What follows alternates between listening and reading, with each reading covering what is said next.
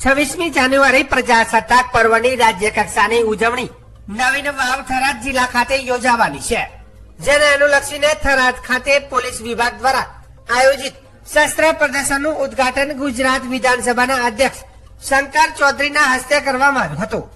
આ પ્રસંગે અધ્યક્ષે ભારતીય સૈન્ય અને સુરક્ષા દળોમાં ઉપયોગમાં લેવાતા વિવિધ આધુનિક શસ્ત્રોની માહિતી મેળવી હતી અને પ્રદર્શનનું નિરીક્ષણ કર્યું હતું।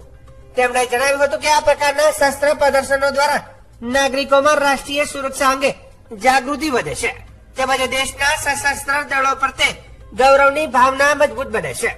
અધ્યક્ષે ખાસ કરીને વાલીઓને બાળકો સાથે આવી પ્રદર્શનની મુલાકાત લેવાની અપીલ કરી હતી, જેથી આગામી પેઢીમાં દેશભક્તિ અને શિસ્ત અને રાષ્ટ્રપ્રેમના સંસ્કાર વિકસે। ઉલ્લેખનીય છે કે સરહદી વિસ્તાર એવા વાવ થરાદ ખાતે યોજાનારી આ રાજ્ય કક્ષાની પ્રજાસત્તાક પર્વની ઉજવણીના ભાગરૂપે આયોજિત આ શસ્ત્ર પ્રદર્શન લોકોમાં વિશેષ આકર્ષણનું કેન્દ્ર બન્યું છે અને સમગ્ર વિસ્તારમાં દેશભક્તિપૂર્ણ માહોલ સર્જાયો છે।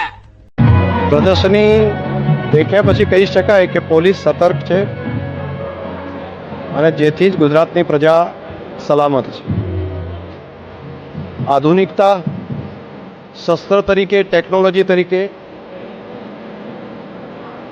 ગુજરાતે ઘણું બધું સારું કામ કર્યું છે અને પોલીસ ફોર્સને આધુનિક શસ્ત્રોની સાથે સાથે તેની તાલીમ પણ જે પ્રમાણે આપી છે, ડિઝાસ્ટર હોય, આતંકી એટેક જેવી સ્થિતિ હોય તો સુરક્ષાની દ્રષ્ટિથી બધી રીતે પોલીસ પહોંચી શકે તે પ્રમાણેના પૂરતા સાધનો અને તે સામાન્ય માણસ જોઈ શકે તે માટેની આજે પ્રદર્શન થરાદના આંગણે કર્યું છે।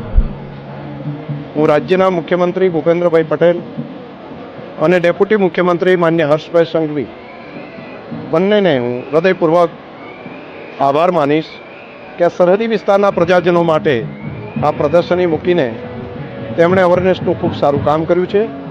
હું રાજ્યની પોલીસને હૃદયપૂર્વકના અભિનંદન આપીશ કે ખૂબ ઉત્સાહપૂર્વક આ કામ લોકભોગ્ય થાય તે માટે કરી રહ્યા છે।